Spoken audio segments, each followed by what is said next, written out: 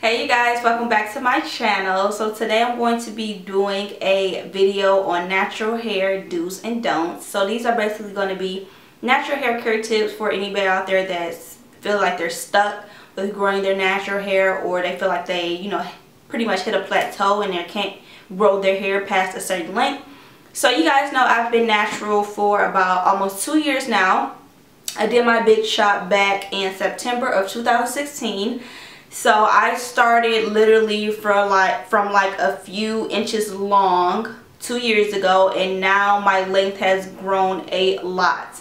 Okay, so I'm going to start off with do's, and the first do is wash your hair with shampoo. It could be sulfate-free shampoo or whatever you like, but you need to wash your hair with shampoo and not just co-wash. If you just co-wash your hair with conditioner, you're just adding product into already dirty hair, and your hair is just not getting cleansed.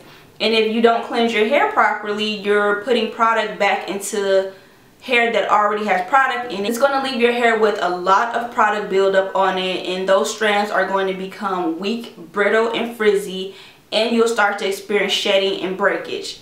So wash your hair, whether you do it maybe once a week or once a month or maybe once every 2 weeks. However often you wash your hair, make sure you incorporate shampoo into your regimen, or if you want to at least do maybe apple cider vinegar rinses with water, that will get rid of all the product in your hair. You need something to get rid of product from in your hair. Do not just continue to put conditioner on your hair without properly cleansing it.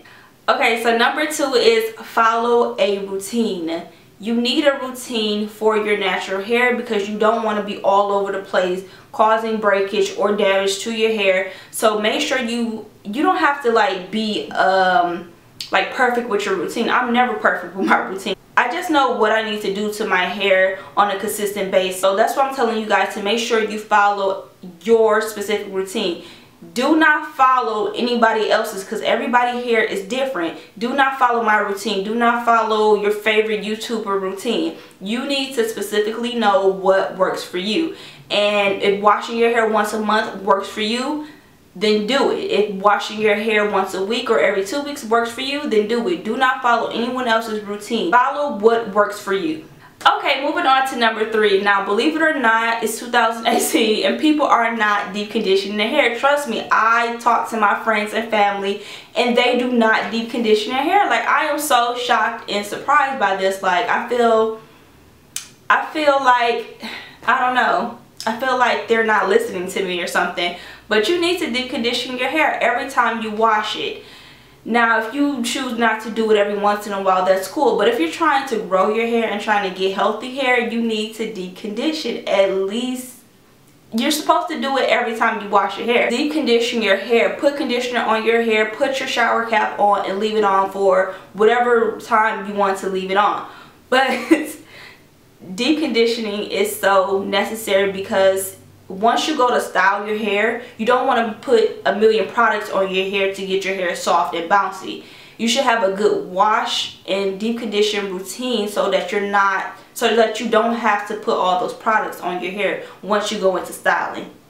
Now, number 4. So this tip is basically for people out there that have damaged hair, that have hit a plateau and really wonder like, well, why my hair won't grow? So my advice to you, and I know within the natural hair community we probably don't like to talk about this, but I feel like it needs to be said. Go seek a professional stylist. Like, these are the people that know what they're talking about. These are the people that went to school and studied hair. So I highly recommend, natural hair nowadays is more popular than it was, years ago. So I'm sure you could probably find a stylist that specializes in natural hair. So I highly recommend going to them. You don't necessarily have to get a service done, but you can get a consultation. They'll be able to tell you what you need to do to your hair to bring it back up to health. Go on Instagram, go on Facebook, talk to your family members, talk to friends, and see if they know of any stylists that are really good at dealing with natural hair.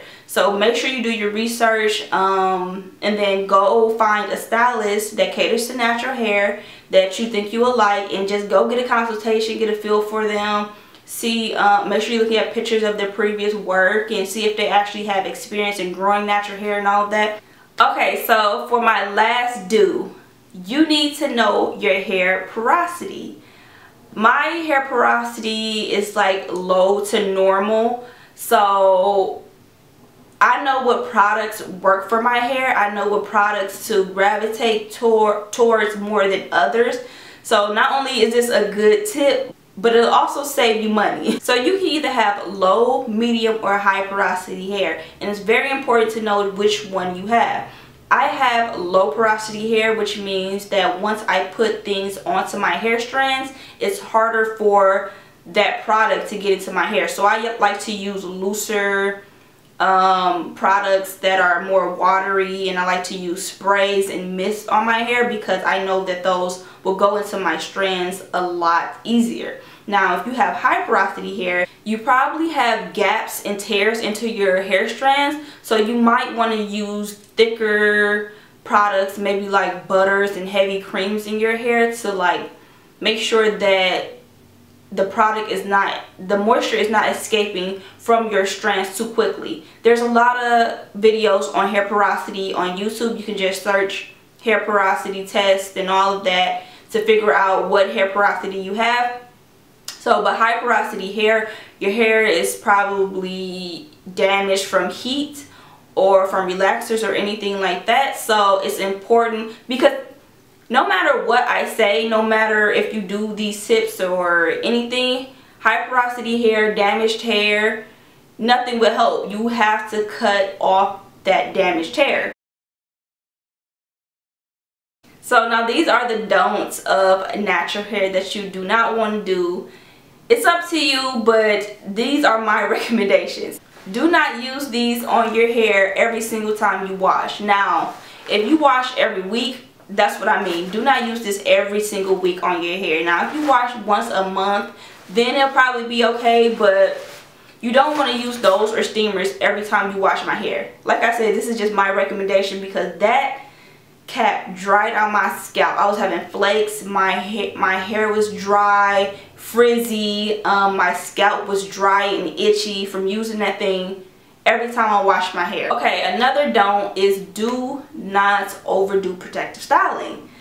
People think that just because they protective style, their hair is going to grow. No, because I know like a lot of people who just protective style and then they redo their styles every single night, and that's way too much strand manipulation. And if you continue to do that, your hair is going to break off. You're going to manipulate your strands, so your curls are going to probably be limp, dry, and frizzy, and they're going to break off. So you don't want to overly do braid outs, twist outs, buns, and all of that. So that actually brings me into my next tip, and this tip is for my wig lovers. Do not continuously wear braids. Like, you are manipulating your strands, you are damaging your strands. I love wearing wigs. I actually make wigs for people, so I'm a wig lover. I wear them all the time. But what you can do to switch it up is kind of wear a twist under your wigs and just twist your hair up and then pin them back and then wear a stocking cap. You do not always need to braid your hair down. So it's best to like have a curly wig, something that's not straight where it needs to lay flat. Curly wigs help with that if you need to just twist your hair or, you know, lightly braid your hair in plaits, pin them back, put a stocking cap on, and wear like a fluffy curly wig. Number 4, do not use products just because somebody told you to. Use products specifically that work for your hair. I know as a YouTuber, I recommend products to you guys all the time. It's perfectly okay to try it.